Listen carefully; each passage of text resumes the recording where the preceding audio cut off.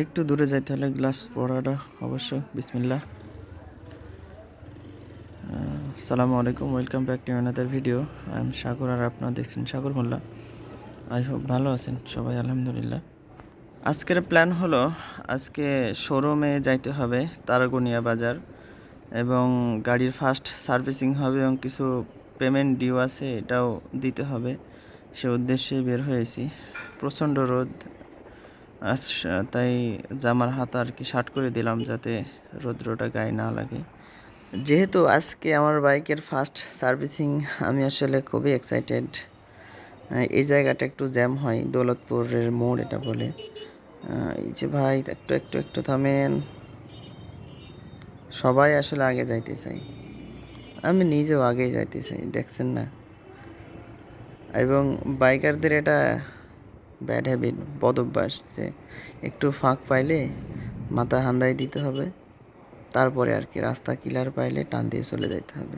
এবং এটার সুবিধা, বাইক যারা ব্যবহার করে, যারা চালায়, তারা বোঝে বিষয়গুলো। যেভাবে ছাড়া আপনি যদি মানুষকে সাইড দেন, সারাদিন সাইড দিয়ে দিতেই আপনার জীবন কিন্তু শেষ।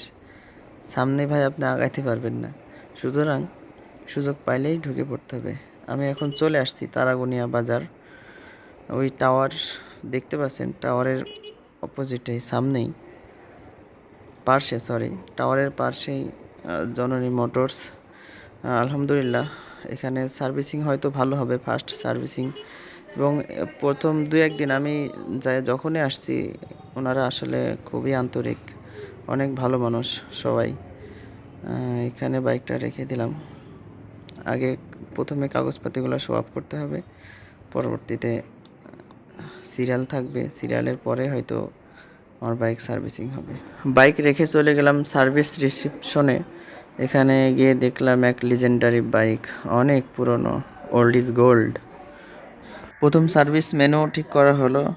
এটা হওয়ার পর চলে গেলাম সোজাসুজি সার্ভিস রুমে। আমার গাড়ি চলে আসছে। এখানে প্রথমে প্লাগ চেক আপ দেওয়া হলো। প্লাগ চেক আপের পরে ক্লাসটা অ্যাডজাস্ট করা হলো, একটু লুজ ছিল, এটা ওকে করা হলো। এবং পিছনের চাকার এবং সামনের চাকার দোনো চাকাই এয়ার প্রেশারটা ঠিক করা হলো।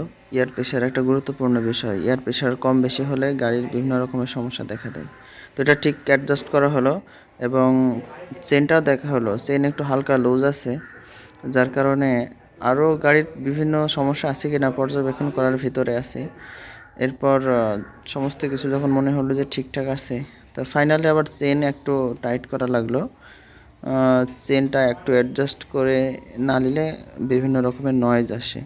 এবং হর্নেটের একটা সমস্যা আছে যে চেন নয়েজ, এটা মোটামুটি আসে, আমি এ পর্যন্ত অবজারভেশনে যেটা বুঝতে পারছি। তো এটা আসলে ভালোভাবে অ্যাডজাস্ট করার চেষ্টা করা হচ্ছে।